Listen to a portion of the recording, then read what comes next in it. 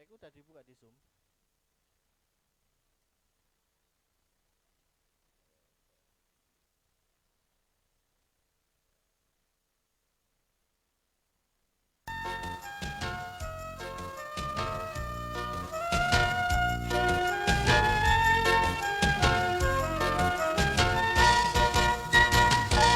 Kicau merdu burung di pagi ceria, semilir angin di senja baru. Radio Rasinda, untaian nada penabur kasih.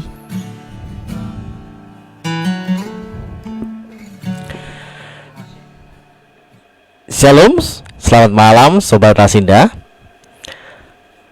Salam sehat, salam sejahtera bagi kita semua. Puji Tuhan, malam hari ini oleh kemurahan Tuhan kita bisa berjumpa di malam hari ini dalam program spesial, yaitu Sejati, Sentuhan Jiwa Damai di Hati. Program acara interaktif yang akan memberkati kita dan dipandu oleh para mentor, para hamba Tuhan yang akan men-sharingkan program Sejati. Khususnya di malam hari ini kita masih berlanjut tentang luka batin. Jadi konseling di udara bersama dengan Bapak Junaidi Ginting MA bersama host kita yaitu Insinyur Joko Tiktoyo. Dan kesempatan yang indah ini Sobat Rasinda, 1 jam ke depan kita akan bersama-sama mendengarkan, sharing, dan Sobat Rasinda dapat berinteraksi melalui WA Rasinda seperti biasa di 0896 80 590 600 dan bisa komentar di Facebook Rasinda Solo. Nah, Sobat Rasinda, malam hari ini Sobat Rasinda akan bersama-sama diberkati oleh kedua hamba Tuhan. Dan malam hari ini sebagai pembuka, saya akan bukakan satu pujian untuk Sobat Rasinda. Selamat mendengarkan.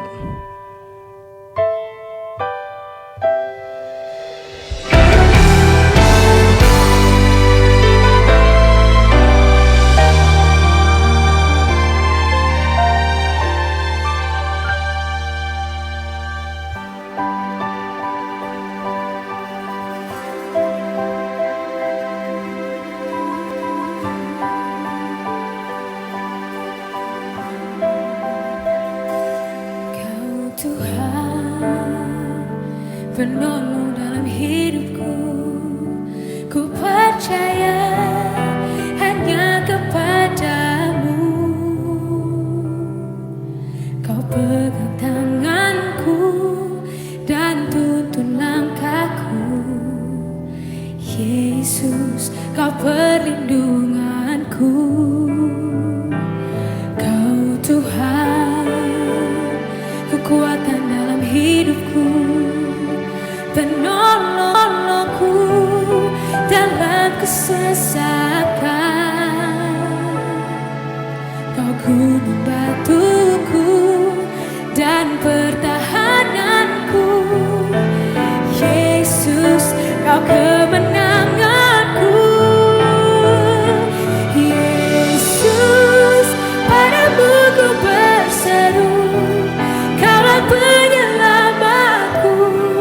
Terpujilah Kau Tuhanku, mulutku memuji namamu.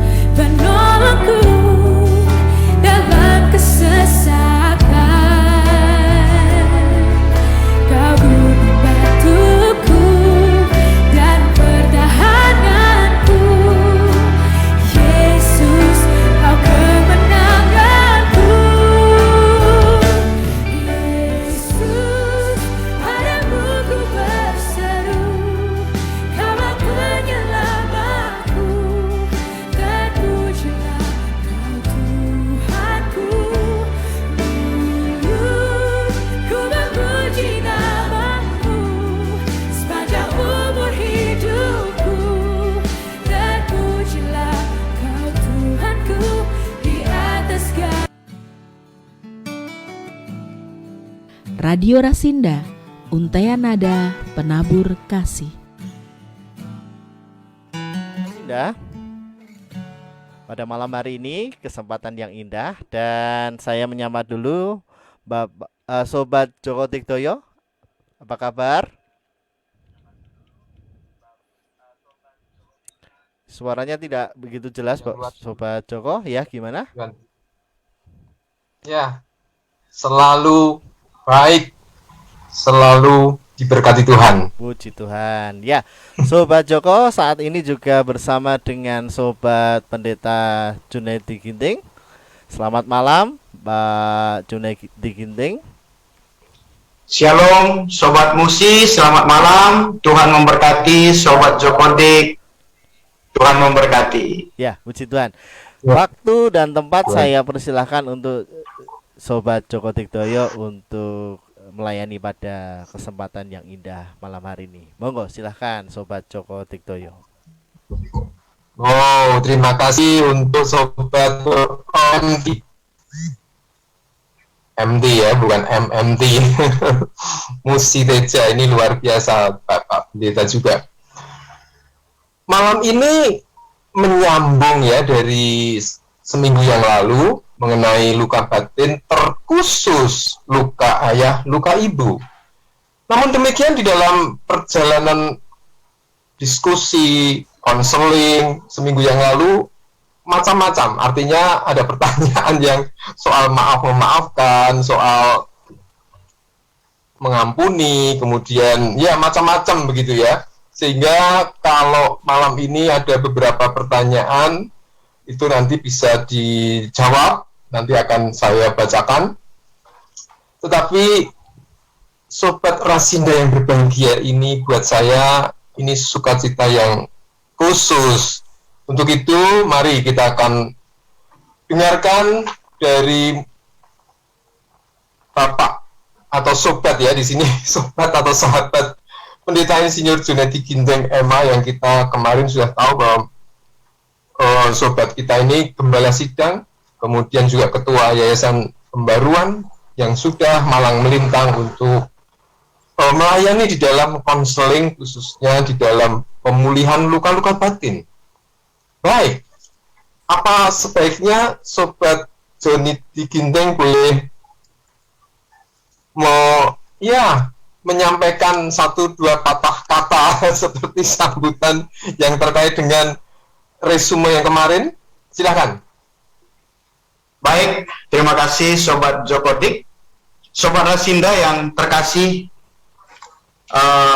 sentuhan jiwa, damai di hati. Ya, kami berharap supaya acara-acara yang Bapak Ibu Saudara dengar malam hari ini benar-benar bisa menyentuh jiwa sehingga memberikan kedamaian di hati. Baik, saya kira apa yang disampaikan oleh Sobat Jokodik tadi samalah sebetulnya ya. Jadi saya dan Bapak Ibu Saudara itu sama, cuman perbedaannya adalah bidang-bidang pelayanan kita yang berbeda-beda. Memang saya sudah cukup lama di Yayasan Duta Pembaharuan dan sudah cukup lama melayani di bidang konseling. Ya, alumni kami itu sudah lebih dari 2.000 orang. Karena memang sudah cukup lama. Nah, berdasarkan pengamatan itulah kemudian saya bisa menyimpulkan bahwa tidak ada manusia yang tidak terluka. Ya, jadi ketika kami diundang untuk melayani konseling, maka reaksi-reaksi yang dimunculkan oleh orang-orang itu adalah reaksi-reaksi yang memang menunjukkan kegembiraan. Namun salah satu hal yang perlu dipahami di dalam konseling yang kami layani adalah begini. Kita hanya bisa melayani orang yang datang kepada kita. Nah, beberapa kali memang pada waktu kami mendapatkan orang yang datang kepada kami untuk konseling dan kami menjadi fasilitatornya, memfasilitasi dia seringkali mengatakan, "Pak, suami saya itu keras, kasar, gimana Pak, tolong layani dan seterusnya." Kami tidak malas untuk melayani karena memang panggilan Tuhan bagi kami adalah untuk melayani, tetapi sebetulnya kami tidak bisa berbuat apa-apa karena dia tidak ada di situ, kecuali kita bisa mendoakan. Nah, paling efektif Bapak Ibu, ketika seseorang datang kepada kami dan mengatakan begini, Pak, saya ini orang yang sangat takut untuk masa depan. Nah, itu adalah sesuatu yang bagi kami bisa kita layani. Atau dia mengatakan begini, Pak, saya sudah sejak umur 20 tahun atau 25 tahun itu setiap kali tidur itu tindir. Tindir itu seperti nggak bisa menggerakkan badan, umpamanya dia bisa melihat kamarnya, tapi dia sendiri seperti nggak bisa berbuat apa-apa. Kalau orang Jawa bilang tindir gitu ya. Nah, itu kita bisa layani. Atau dia merasakan bahwa, Pak, kakek nenek saya itu dukun, dan beberapa kali saya melihat arwah-arwah dan saya tidak suka dan saya ingin dilepaskan. Nah, kita bisa layani. Nah, tetapi saudaraku, dari semua peristiwa yang saya ceritakan ini, kami tidak pernah lepas dari bertanya begini, bagaimanakah hubungan saudara dengan orang tua? Ya, minggu lalu kita sudah bahas bahwa orang yang paling kita kasihi adalah orang yang sangat berpotensi untuk menyakiti kita. Orang yang paling kita kasihi adalah orang yang paling berpotensi menyakiti kita. Jadi, orang yang mengasihi kita lah orang yang melukai kita. Jadi ini memang unik, tapi memang kenyataannya begitu, saudara. Orang yang kita kasihilah orang yang melukai kita. Nah, kemudian bagaimana caranya kalau orang yang mengasihi adalah orang yang melukai kita, maka perlu orang tertentu yang kami sebut sebagai fasilitator. Apakah harus kami? Juga tidak sebetulnya. Kalau saudara beribadah di satu gereja tertentu, saudara bisa datang ke rohaniawan, saudara bisa datang kepada hamba Tuhannya dan menceritakan. Nah, kalau di kami, di Duta Pembaharuan, memang sistem pelayanan kami tidak selalu sama dengan gereja-gereja, tetapi pada intinya tujuannya sama, yaitu memulihkan. Kami tidak terlalu banyak nasihat, kami sebut diri kami adalah seorang fasilitator. Jadi kami memfasilitasi orang tertentu itu untuk mengerti kehendak Tuhan. Karena kita tahu di dalam firman Tuhan seperti Roma 8 ayat 28 ya, kita tahu sekarang Tuhan turut bekerja di dalam kita untuk mendatangkan kebaikan bagi mereka yang mengasihi Dia, yang sesuai dengan rencananya. Nah, jadi kami selalu menyadari bahwa orang-orang yang terluka itu pun rencana Tuhan ada di dalam hidupnya. Nah, pada waktu kita kemudian tanya bagaimana hubungannya dengan ayah dan ibunya, kalau dia mengatakan, ya biasa-biasa, ini pertanda. Harusnya hubungan ayah dan ibu kepada anak, anak kepada orang tua itu hubungan yang mesra luar biasa. Harusnya kan begitu ya. Kenapa? Saudara, kita tahu, hubungan kita dengan orang tua kita itu mempengaruhi hubungan kita dengan Tuhan.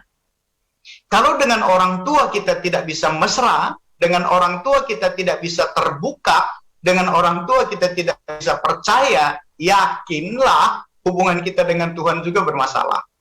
Ya, saya katakan ini berdasarkan pengalaman yang bukan 1-2 tahun ya, sudah berpuluh-puluh tahun kami melihat dan menyaksikan itu. Jadi kalau ada orang yang cedera hubungannya dengan orang tua, ini perlu cepat-cepat dipulihkan. Mengapa, saudaraku?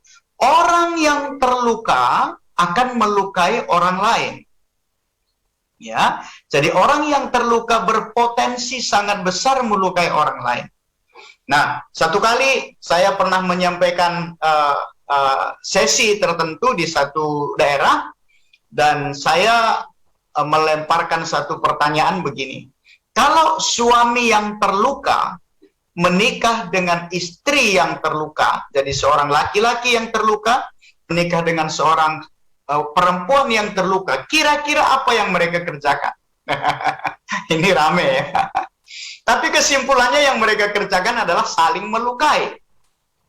Mereka akan hidup di dalam luka-luka mereka. Lalu ketika mereka punya anak, apa yang mereka lakukan dengan anak mereka? Mereka berlomba melukai anak-anaknya. Ya, jadi luka batin yang dimiliki oleh orang tua jika tidak diselesaikan itu berdampak kepada anaknya dan berdampak kepada keturunan yang seterusnya. Bahkan saudaraku, kalau kita tidak selesaikan ini, maka kemudian akan berdampak bagi pelayanannya. Bayangkan begini, kalau di setiap organisasi yang dia ada dia bermasalah, kira-kira siapa yang bermasalah? Organisasinya atau orangnya gitu. Ya, beberapa kali kita dapati begitu kan. Rapat RT saja dia, waduh, kalau idenya nggak diterima, wah dia bilang, sudah, kalau gitu saya nggak ikut lagi aja. Masuk dalam kepanitiaan ulang tahun gereja, ulang tahun Natal, kalau idenya nggak diambil, aku keluar saja. Lalu kemudian dia ikut dalam organisasi tertentu dan dia juga bermasalah di sana. Nah, saudara, biasanya orang yang seperti ini perlu pendekatan secara halus karena dia terluka, dia trauma. Ya, jadi tidak bisa kita doakan secara general mengusir-ngusir roh jahat di dalam dirinya karena dia sedang terluka. Nah, maaf saudaraku, saya harus katakan ini, saya tidak sedang menghakimi gereja atau denominasi manapun. Beberapa orang datang kepada kami justru terluka di dalam pelayanan di gereja. Jadi ini memang perlu kita renungkan dalam-dalam, ya. Perlu kita renungkan dalam-dalam. Saya tidak menyalahkan hamba Tuhan, saya tidak menyalahkan komunitas gereja, tetapi yang paling penting di sini kita kadang-kadang mengeneralisasi semua orang.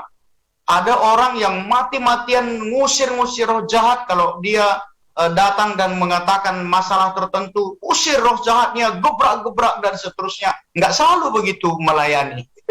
Ya, ada yang lebih dalam daripada itu yang Tuhan sedang kerjakan.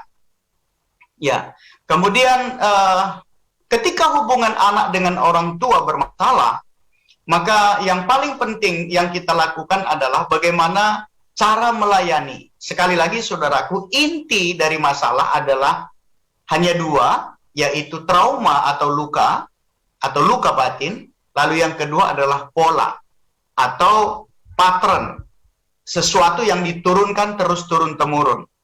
Dan ini sudah menjadi garis dalam keturunannya. Dan dua pola ini, cara pelayanannya berbeda. Dan kemudian, akar masalah mulai bermunculan. Jadi, pelayanan kami bukan menyelesaikan akar masalahnya. Akar masalah itu adalah bagian yang kami selesaikan, tapi tujuan utamanya sampai kepada inti masalah. Jadi akar itu banyak, ya, bisa muncul mana-mana. Akar masalah bisa muncul di dalam penghakiman.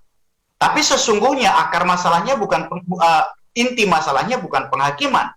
Akar masalah bisa muncul dalam kepahitan, tetapi inti masalahnya bukan kepahitan. Akar masalah bisa muncul dari mekanisme pertahanan diri atau mekanisme pelarian, tetapi inti masalahnya bukan itu, gitu ya. Nah, oleh karena itu kami, maaf saya sampaikan ini, kami dalam, ya, pelayanan kami dalam, sehingga orang yang datang kepada kami ketika di konseling tidak selesai hanya 1-2 kali konseling, ya, biasanya cukup lama karena kami memang akar-akarnya diputuskan, tetapi kita terus akan menjurus kepada intinya sehingga dia benar-benar merasa terbebas. Saya kira itu pembukaannya, Sobat Jokodik. Terima kasih. Wow, luar biasa. Terima kasih Sobat Jonkin. Ini luar biasa ya. Kalau saya boleh sambil menunggu ini ya, mungkin ada pertanyaan dari Sobat Rasinda yang berbahagia. Jadi ini yang terakhir ini menarik.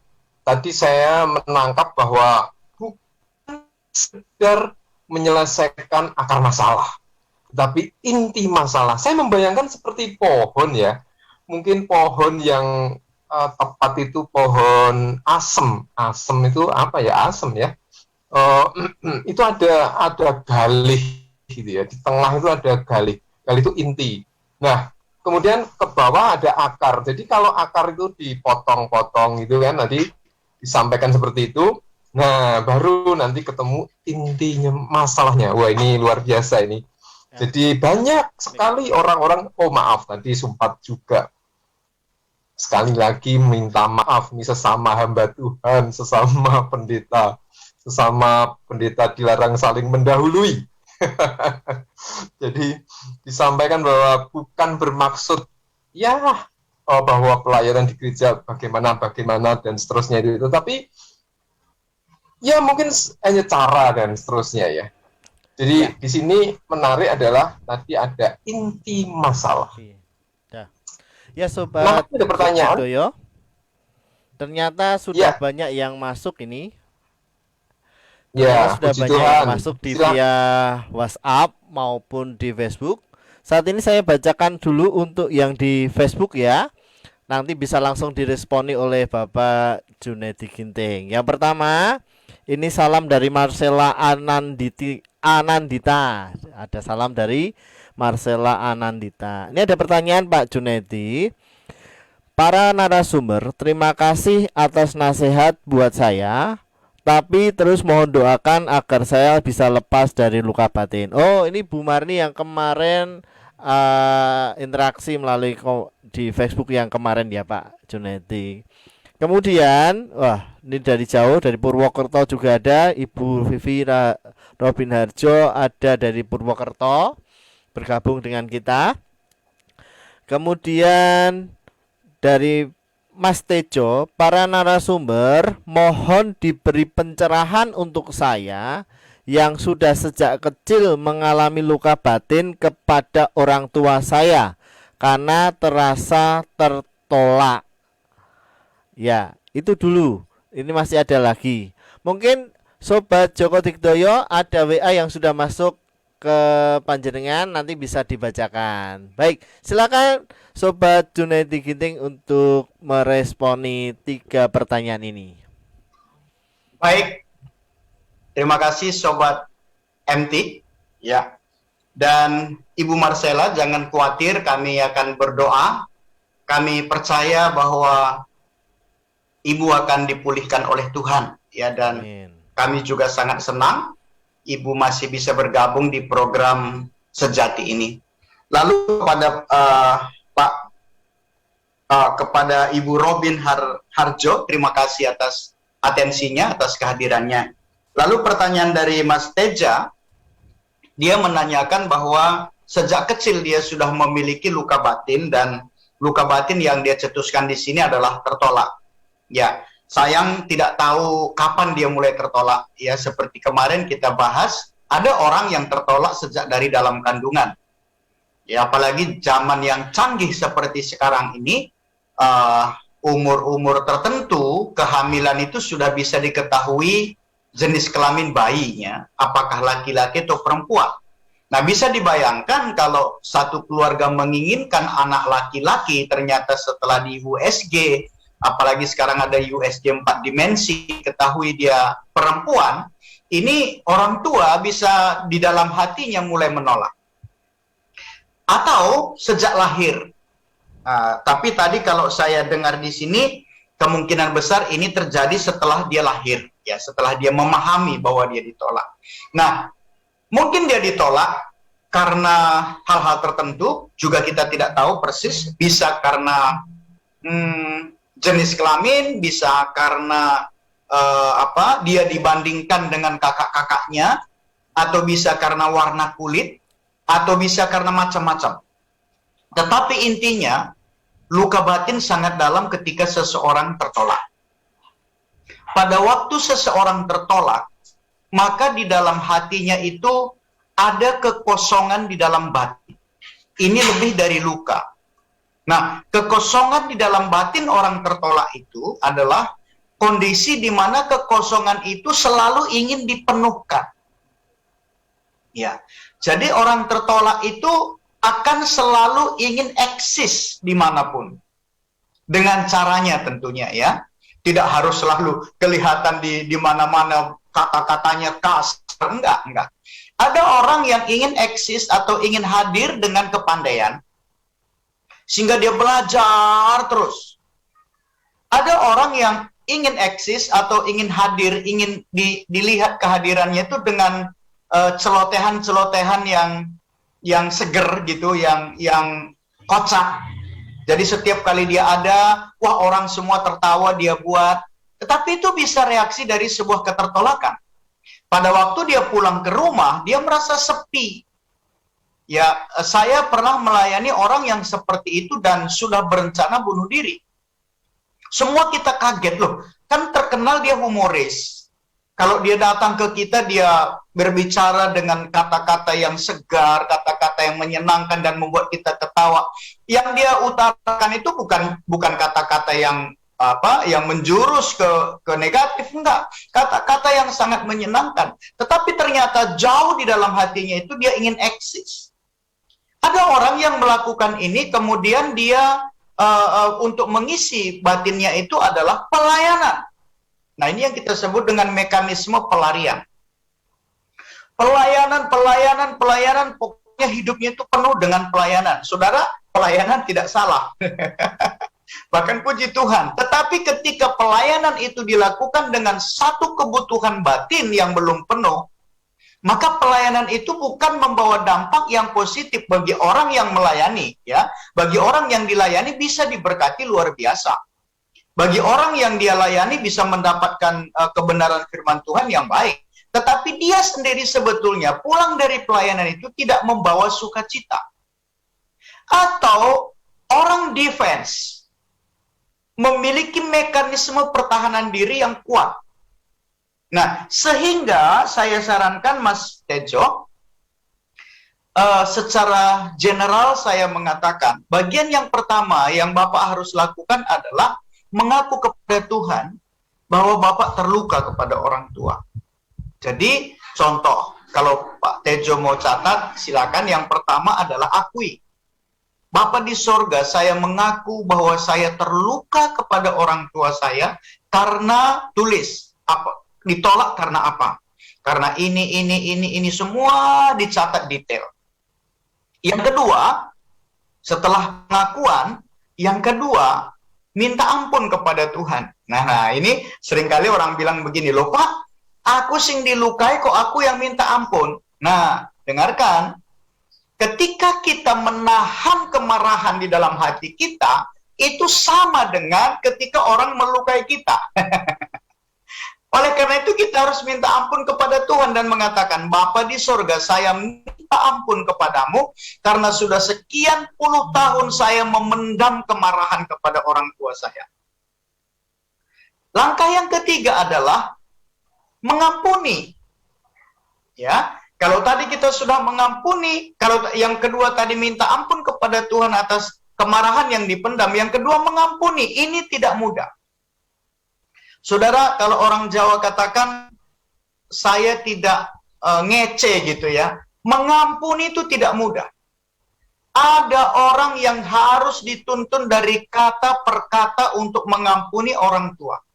Jadi pengampunan kepada orang tua itu tergantung dari besar kecilnya luka yang dia timbulkan. Kalau luka itu begitu dalam, dan kita tuntun seseorang untuk mengampuni orang tua, ini tidak mudah. Bahkan beberapa kali, hanya satu sesi, 1,5 jam itu khusus untuk menuntun dia supaya bisa mengampuni orang tuanya. Bahkan sering orang bermanifestasi ketika mengampuni. Mengapa? Karena dia betul jiwanya pada waktu dia mengampuni. Nah, tapi ketika mulai Pak Tejo nanti mengampuni orang tua, walau sekali belum bisa, nggak apa-apa, jangan merasa bersalah, besok diulangi lagi. Nah, sebelum ini dilanjut, saya mau sampaikan, pengampunan itu bukan melupakan. Ya, beda. Pengampunan itu melepas. Sehingga ketika kita bisa mengampuni orang lain, kita sedang melepaskan hak kita. Hak untuk balas dendam dan hak untuk menghakimi. Nah, setelah selesai dan tuntas pengampunannya, maka yang keempat adalah pertukaran. Nah, ini sudah mulai rasanya kita menikmati. Pertukaran apa? Pertukaran kemarahan, kebencian, ketidaksukaan itu ditukar dengan damai sejahtera dari Tuhan. Ada pertukaran di situ. Pada waktu seseorang mengampuni, seperti apa yang dikatakan di dalam firman Tuhan, kalau kamu mengampuni orang lain, maka Bapamu juga mengampunimu. Setiap kali pengampunan itu ada pemulihan. Nah, pemulihan yang langsung didapatkan itu pertukaran. Makanya ketika seseorang sudah mengampuni orang lain dengan tulus, hal pertama yang seringkali dia katakan rasanya lega. lega gitu ya. Rasanya ada satu beban yang terlepas dari dirinya. Lalu kemudian yang kelima adalah minta Tuhan menutup bungkus dengan kuasa darahnya. Supaya ada pekerjaan-pekerjaan iblis yang menumpangi kepahitan itu, menumpangi ketertolakan itu, akan putus, tidak bisa lagi mengganggu dan tidak bisa apa-apa. Lalu kemudian doa berkat. Berkatilah orang tuanya Mas Tejo, berkati sungguh-sungguh orang tuanya. Yang terakhir, jika memungkinkan, ini tidak harus, tapi jika memungkinkan, datanglah kepada orang tua untuk melakukan rekonsiliasi. Mengapa katakan jika memungkinkan? Ada dua. Satu, orang tuanya mungkin sudah nggak ada. Kita tidak perlu datang ke kuburan untuk rekonsiliasi karena sudah selesai. Tetapi hati kita sudah beres. Nah yang kedua, memang orang tuanya belum bisa terima. Karena takut terluka lagi, maka bisa ditunda rekonsiliasinya. Tapi pasti ada waktu nanti yang Tuhan siapkan untuk rekonsiliasi. Nikmati. Saya juga merasakan yang seperti Mas Tejo katakan. Kami begitu luar biasa dipulihkan oleh Tuhan hubungan dengan orang tua, ya. Setelah ada pemulihan, setelah ada rekonsiliasi, maka mulai bisa menikmati hasilnya. Gitu Mas Tejo, Tuhan memberkati. Ya, puji Tuhan, luar biasa Pak Junaidi Ginting. Ini gimana Pak Jotik yang di WA, bisa dibacakan? Ya, terima kasih. Untuk sebenarnya ini semacam menyambung ya. Kemarin sudah sempat ada pertanyaan apakah sudah terjawab dengan memuaskan. Ada suami istri yang bertengkar dulu. Apapun pertengkarannya, si suami itu selalu tidak mau ngalah ya. Jadi di sini dikatakan apa memang semua laki-laki itu gitu toh, maunya menang sendiri kira-kira gitu. Wah, saya laki-laki ini, kita bertiga semua laki-laki ini. Ya, itu kemarin Ibu Dea dari Wonogiri. Nah, ini yang kemudian menyambung sebenarnya ada satu, bukan pertanyaan ya, tetapi lebih kepada nanti komennya gimana. Jadi kalau ada istri yang lagi marah-marah, ngomel-ngomel, wah pokoknya rame itu, suami menyanyi, nyanyinya ya lucu, halo Bandung, jadi kayak nggak ngerungok, kayak nggak dengerkan gitu ya, mau istri mau ngomel segala macem, ditinggal nyanyi. Nah ini gimana ini apakah semacam sebuah solusi atau justru, tapi faktanya ini dari sharing teman ini mengatakan bahwa setelah itu malah pada ketawa. Gimana, mungkin ada Sobat John Gin bisa menyampaikan sambungan dari masalah suami istri sih, pertengkaran itu. Sobat Jotik dan Sobat Junaidi Ginting, karena ini terlalu banyak yang masuk ya di WA Rasinda, sekali yang masuk, jadi mungkin tidak terlalu bisa dengan singkat ya. Terima kasih. Nanti setelah itu akan ada saya bacakan dari WA maupun dari komentar di Facebook. Mungkin Sobat Rasinda juga jika rindu untuk bersama-sama bersama kami di interaksi, bisa langsung line telepon di 661806. Silahkan Sobat Junaidi Ginting. Terima kasih Sobat MT dan Jokodik. Betul. Jadi antara suami dan istri pasti berbeda. Tetapi yang jelas adalah kita tidak bisa mengubah apa yang ada di luar kendali kita. Kita hanya bisa mengendalikan apa yang ada di dalam kendali kita. Jadi kalau tadi contoh kasusnya dari Ibu Dea di Wonogiri, ketika terjadi pertengkaran maka suaminya tidak pernah mau minta maaf, dan itu melukai hati Ibu Dea, ya bisa jadi itu terluka, tetapi akan semakin terluka ketika Ibu Dea selalu ingin suaminya minta maaf. Hal pertama yang ibu lakukan adalah ubah cara berpikirnya.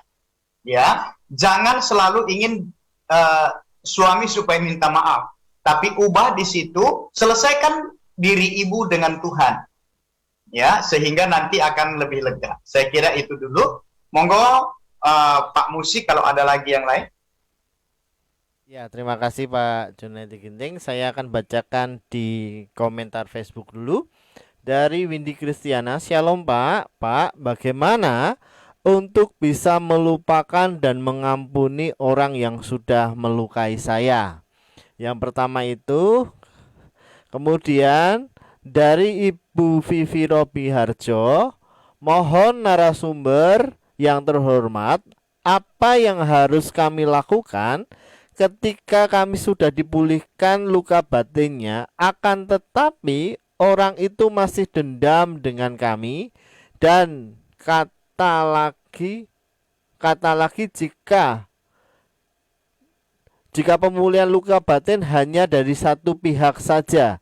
Terima kasih sebelumnya.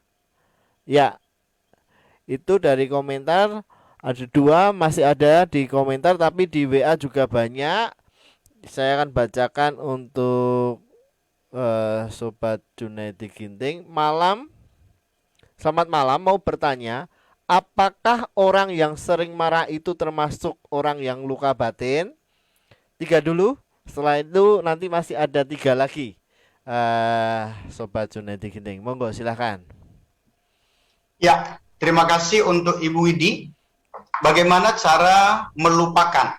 Ya, kalau melupakan memang saya tidak menjamin, tetapi membereskan bisa. Seringkali melupakan masalah itu tidak mudah, karena memori kita itu bagus, Tuhan ciptakan itu untuk bagus. Tetapi kalau kita sudah mengampuni orang, reaksi kita terhadap kondisi itu berbeda. Ya, jadi kalau saya sudah mengampuni orang yang melukai hati saya, pada waktu saya ketemu dengan dia, maka reaksi saya kepada dia tidak lagi dengan kemarahan. Jadi ampuni dia, langkah-langkah pengampunan tadi sudah saya sampaikan di depan. Mudah-mudahan Ibu bisa ingat, karena begitu banyak yang kita diskusikan, saya tidak ulangi lagi ya. Lalu untuk Ibu Vivi, jika sudah dipulihkan, bagaimana caranya supaya orang itu masih ada dendam, gitu ya. Nah, salah satu hasil dari pemulihan adalah kita menerima damai sejahtera. Kalau orang yang kita sudah ampuni, kemudian mereka melukai lagi dalam diri kita, bisa jadi enggak? Bisa. Karena sekali lagi itu di luar dari kendali kita. Tetapi reaksi kita terhadap yang dia lakukan kepada kita itu, kemudian itu tidak lagi menjadi sebuah luka baru. Ya. Nah, mengampuni itu tidak punya batas. Mengampuni itu akan terus kita lakukan. Ketika kita mengingat, kita mengampuni lagi. Ketika kita mengingat, kita mengampuni lagi. Nah, lalu yang ketiga tadi ditanya, apakah kalau orang suka marah itu luka batin? Saya tidak berani memastikan apakah itu luka batin atau tidak. Tetapi kita perlu tanya sumber kemarahannya. Saudara, sumber kemarahan seseorang itu sebetulnya bisa kita buat atau cari gitu ya. Umpamanya begini, seseorang itu gampang terluka kalau tersinggung dengan harga diri. Nah, dia tidak akan marah kalau kita bicara hal-hal yang lain, tapi kalau itu sudah menyangkut harga dirinya, wah dia bisa marah-marah. Nah, itu berarti dia terluka di sana. Dia bisa marah kalau umpamanya dia sedang nggak punya duit. Ya, oh berarti kemarahannya karena nggak punya duit. Jadi kita bisa mencari definisi. Tapi kalau tidak ada sebab apa-apa dia marah-marah, ini berbeda lagi gitu ya. Nah, kita bisa mencari sebab-sebab tertentu. Jadi saya tidak berani mengatakan kalau orang yang suka marah itu luka, tidak selalu. Ada juga orang memang gampang tersinggungan gitu ya. Nah, tetapi ketika kita nanti sudah mendefinisikan dia marah kenapa, di situ kita baru tahu apakah dia terluka atau tidak.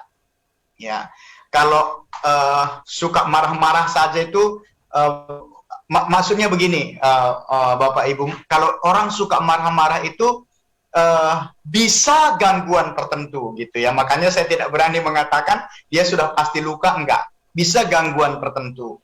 Nah, tetapi kalau kita setelah definisikan, oh orang ini kalau tersinggung harga dirinya dia akan marah, nah itu bisa kita katakan dia terluka. Begitu Pak MT dan Sobat Jodik, terima kasih. Ya, Sobat Jokotik bisa bacakan WA yang sudah masuk, ataukah saya yang bacakan? Karena sudah banyak ini yang masuk melalui WA maupun komentar. Mic-nya bisa dibuka dulu, Sobat Jokotik.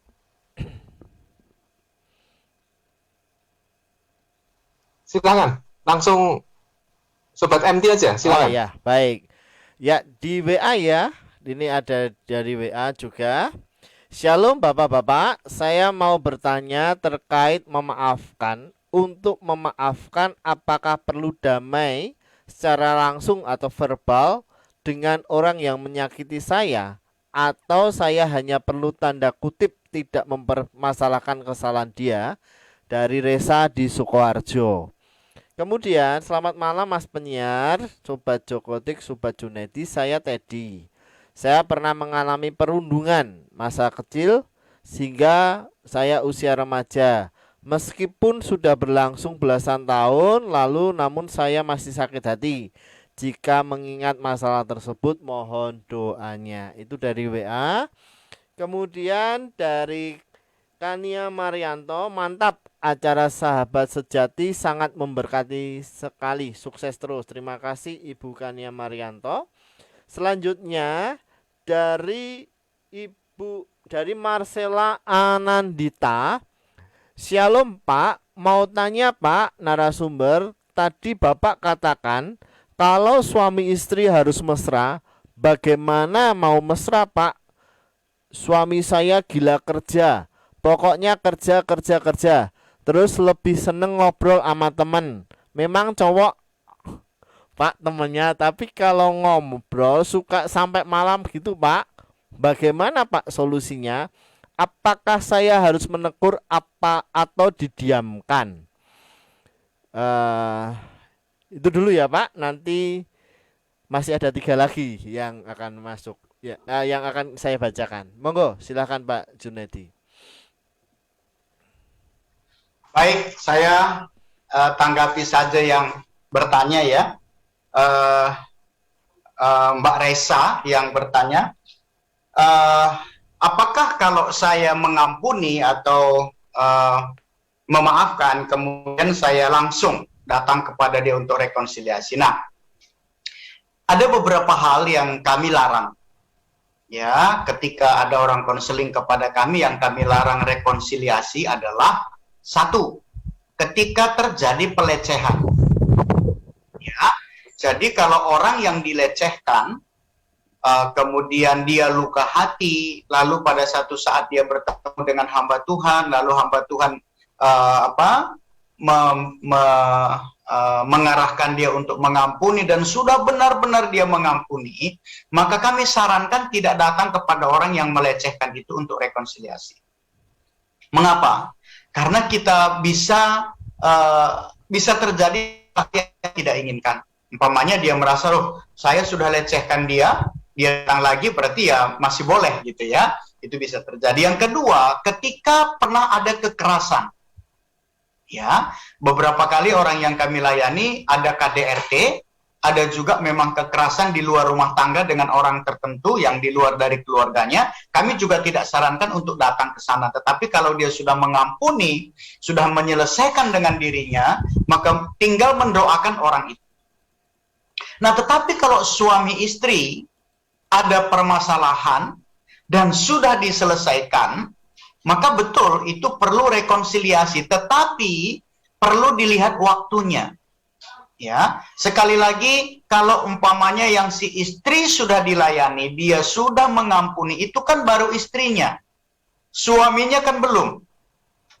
Sehingga istrinya sudah merasa lega, dia sudah melepaskan pengampunan, sampai di rumah kemudian dia peluk suaminya tiba-tiba dan mengatakan, "Mas, aku mengampunimu." Suaminya bisa kaget malah gitu ya. Nah, lihat waktu, lihat timing. Mungkin perlu tempat-tempat tertentu yang romantis, lalu bicara berdua gitu. Atau kalau boleh suaminya juga disarankan untuk konseling. ya, sehingga terjadi pemulihan berdua. Itu. Lalu kemudian Mbak Marcella, bagaimana bisa mesra dengan suami? Kalau yang saya bicarakan tadi bukan suami istri, tapi orang tua, ya. Hubungan kita dengan orang tua harusnya mesra. Tetapi hubungan dengan suami istri juga harusnya memang mesra, betul, harusnya mesra. Tetapi dikatakan di sini suami saya itu gila kerja. Pokoknya kerja terus gitu ya. Nah, kemudian saya kira yang kemudian menjadi masalah lagi Ibu Marcella ini adalah suaminya suka cerita, tetapi bukan kepada dia, kepada orang lain, walaupun orang lain itu laki-laki gitu.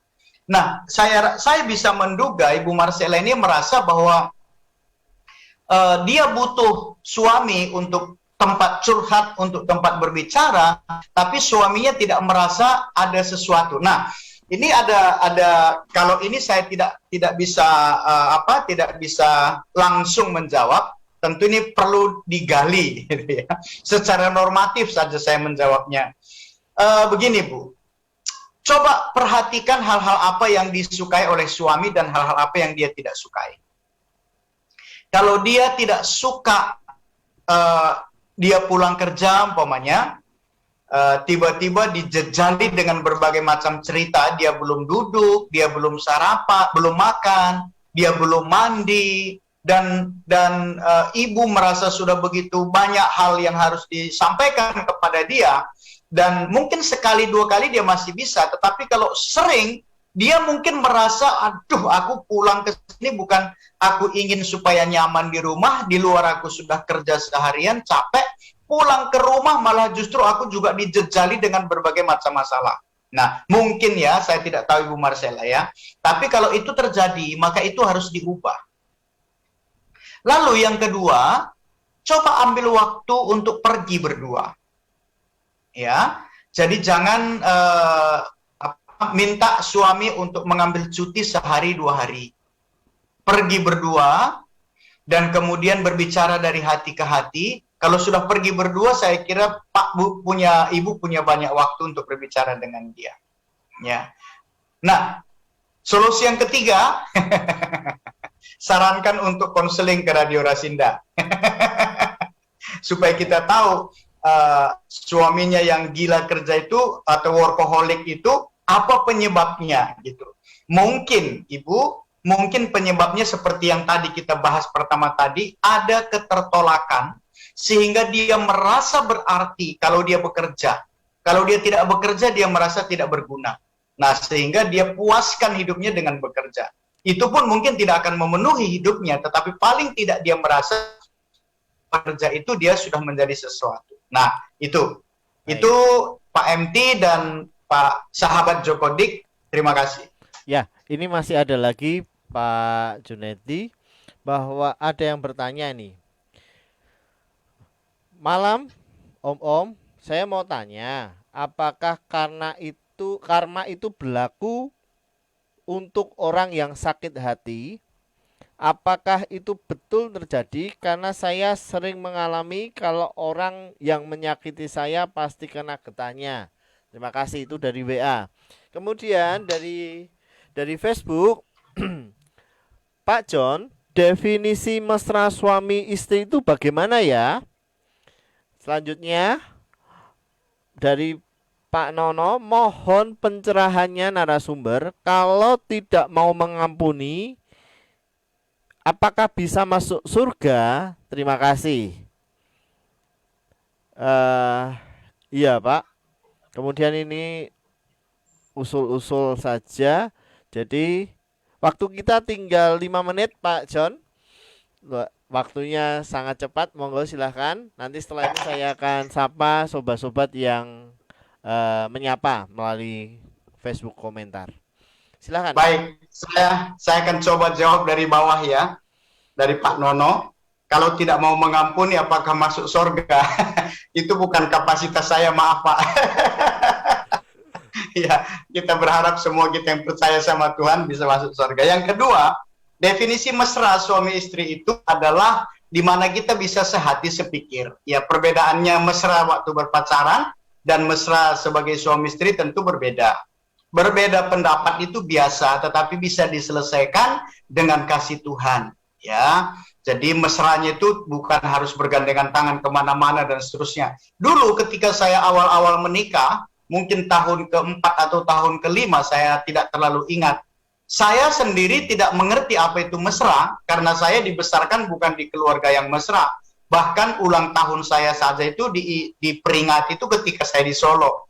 Di kampung saya nggak ada orang memperingati ulang tahun. Lalu kemudian setelah kami punya 2 anak dan pindah ke Solo, saya mulai berjuang untuk romantis kepada istri saya gitu ya. Saya kasih bunga kepada dia, kemudian pada hari ulang tahunnya saya mulai ucapkan dengan anak-anak dan seterusnya. Nah, itu bisa sedikit menolong ya supaya dia merasa dihargai.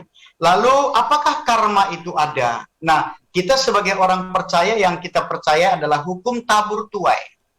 Apa yang kita tabur, kita akan tuai. Ya, jadi kalau kita ingin orang lain tidak menyakiti hati kita, jangan menyakiti orang lain. Kalau kita ingin supaya orang lain membahagiakan kita, bahagiakanlah orang lain.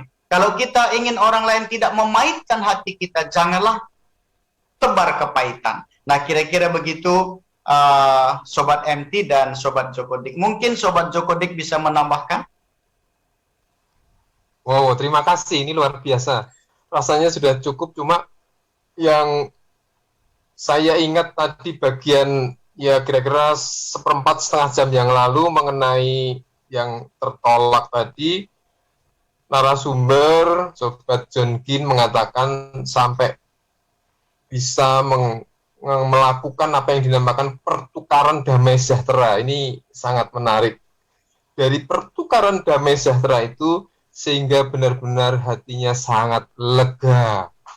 Lega, ini penting sekali. Nah, memang hari ini ya kita bagian mengenai luka batin, khususnya luka ayah dan luka ibu dan lukaku, itu sementara dicukupkan hari ini. Ya. Karena besok minggu depan ini masih terkait sih sebenarnya. Itu ada mental block. Jadi mungkin bisa disinggung sedikit. Kalau enggak ya ini menjadi satu penutup saja. Oke, begitu. Ya, Terima sebelum kasih. ditutup, saya akan sapa dulu Sobat Jokotik dan Sobat Junedi yang ada di komentar. Jadi ada yang masuk lagi dari Pak David Setiawan, maju terus program sejati. Kemudian dari Pak Jaka M, tema ini sangat bagus sehingga banyak yang tanya, perlu dilanjut minggu depan biar semakin puas dan terberkati bagi para pendengar. Kemudian selanjutnya dari Ibu Kania Marianto, usul Pak, bagi pendengar yang terberkati dengan acara ini diberi ruang kesaksian sehingga menjadi berkat. Ya, kita follow up ya. Kemudian dari Bapak Sudiman SIP, mantap. Kemudian dari Bapak Danang Dwi Kristianto, sekarang videonya dah semua baik. Puji nama Tuhan. Ya, puji nama Tuhan. Waktu kita tinggal. Ada satu lagi Pak, dari Pak Santoso N Jati. Pak Santoso Puji Tuhan juga. Oh ya, ini langsung direspon oleh Ibu Vivi, Pak. Terima kasih narasumber atas pencerahannya. Tuhan Yesus memberkati. Ya, waktu kita tinggal 3 menit lagi, Bapak. Mungkin ada kata penutup dari Pak Junedi dan nanti juga konklusi dari Pak Joko Tiktoyo untuk menutup program Sobat Sejati pada kesempatan yang baik malam hari ini. Monggo, silakan. Sobat Sejati, jangan khawatir. Pemulihan itu akan kita rasakan seumur hidup. Tidak ada kata terlambat untuk pemulihan. Serahkan hidup kita kepada Tuhan. Pemulih sejati adalah Tuhan. Tugas kami sebagai fasilitator adalah hanya menghantar Bapak Ibu Saudara untuk merasa Tuhan, sehingga tidak pernah ada kata terlambat. Itu konklusi saya. Tuhan Yesus memberkati. Ya, silakan Pak Sobat Jokotik. Ya, terima kasih. Sekalian ditutup Sobat Jokotik, sekalian ditutup dan doa. Monggo silakan. Oh, baik. Saya singkat saja bahwa sama sih. Jadi solusi dari Tuhan Yesus sendiri narasumber atau siapapun, kami hanya sebagai fasilitator, bukan konselor sebenarnya. Konselornya adalah Roh Kudus. Baik, mari kita tutup dengan doa. Bapa, dalam nama Tuhan Yesus, kami ucap syukur buat malam ini. Ini sesuatu yang menyukakan hati kami, dan kami berharap menyukakan hati Tuhan. Karena itu kerinduan kami, apa yang boleh kami layani, sebenarnya nama Tuhan yang harus dipermuliakan. Mari Tuhan, kami menyerahkan supaya acara ini bisa berlangsung sesuai rencana dan kehendak Tuhan, bisa memberkati, dan kami bersyukur melalui Rasinda, nama Tuhan dipermuliakan.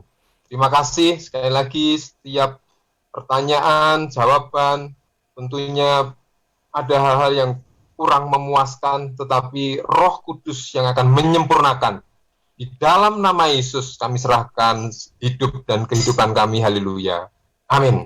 Ya, terima kasih untuk Sobat Digdoyo maupun Sobat Junedi Ginting yang sudah memberkati program Sejati pada malam hari ini, dan kiranya Tuhan memberkati kita semuanya. Sobat Rasinda, terima kasih untuk kesetiaan Sobat Rasinda semuanya, dan program Sejati ini akan terus berjalan dengan tema-tema yang lebih menarik di minggu-minggu yang akan datang. Tetap Sobat Rasinda nantikan di setiap Kamis jam 8 malam melalui 93,8 FM 1314 AM dan di live Facebook Rasinda Solo. Sobat Rasinda bisa berinteraksi melalui WA, telepon, komentar Facebook untuk kita bersama-sama berinteraksi. Akhirnya sampai berjumpa di kesempatan yang indah, di waktu dan tempat yang terbaik. Selamat malam, Tuhan memberkati. Sampai berjumpa Radio di Rasinda